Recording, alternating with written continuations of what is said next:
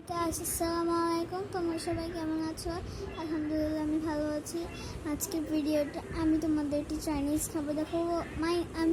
এটা চাইনিজ না, কিন্তু বাংলাদেশের কোম্পানি, কিন্তু এই চিপসটার নাম হলো ডং ডং চিপস। তো আপনারা যদি এই চিপসটা আগেও দেখেছেন তারা অবশ্যই লাইক, সাবস্ক্রাইব আর কমেন্ট করবেন, আর যারা এখনও দেখেনি তারা এখন দেখে নেন।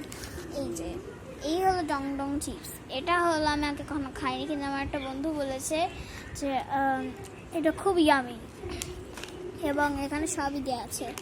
হ্যাঁ দেওয়া আছে ব্যাচ নং, উৎপাদনের তারিখ, তো এটা আজকে কিনছি জুনের 2025, আর সর্ববোধ 6 মাস, এক্সপায়ারি ডেট 6 মান্থস। 6 মাস পরই এটা এক্সপায়ার হয়ে যাবে। তো এখানে কি প্রজেক্ট আছে? Energy, protein, fat, sodium.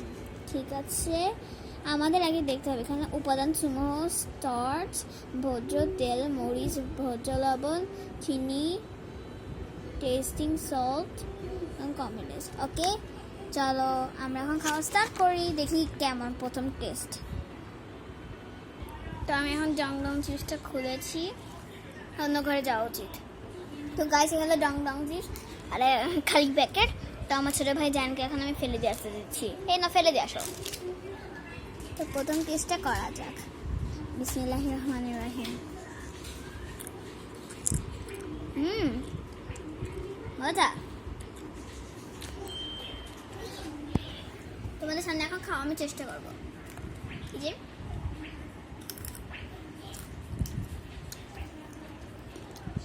অনেক মজা।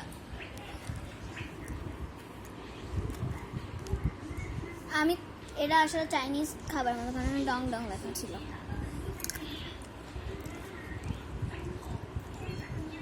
তোমরা কি খাবে? এরকম মজাদার না? তোমাদের একটা কথা বলে দিই, তোমরা যারা বাংলাদেশ থেকে দেখছো, বেশিরভাগ লোকই যারা এই মগবাজারে থাকো, তোমার পাশে একটা দোকান দেখতে পারবে। সেখানে তোমরা জাস্ট বলবে যে ডং ডং চিপস আছে নাকি।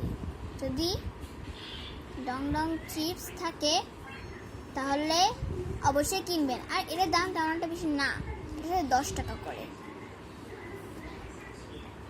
তো আপনাদের আবার বলে দিই, আপনারা যারা বাংলাদেশ থেকে দেখছে এবং মগবাজার ডক্টর গলি থাকেন রমনা ঢাকায়, তারা জাস্ট ওই যে আমাদের এখানে একটা দোকান আছে, একটু সামনে গেলে বিউটি পার্লারের পরেই বিউটি পার্লারের আগে একটা দোকান আছে, এবং সেই দোকানে আপনি বলবেন ডং ডং চিপস আছে। যদি থাকে তাহলে এটার দাম 10 টাকা, বেশি একটা না। এটা খুব মজাদার।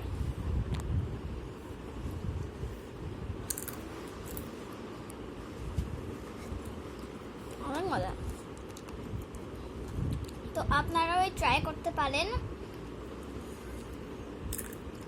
গাইস, আজকের জন্য এটুকুই।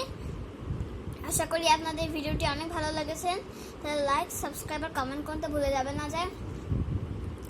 যে হচ্ছে পরের পার্ট 2-তে আমরা ডং ডং চিপস নিয়ে আরও সম্পর্কে জানবো। আজকের জন্য এটুকুই। আল্লাহ হাফেজ।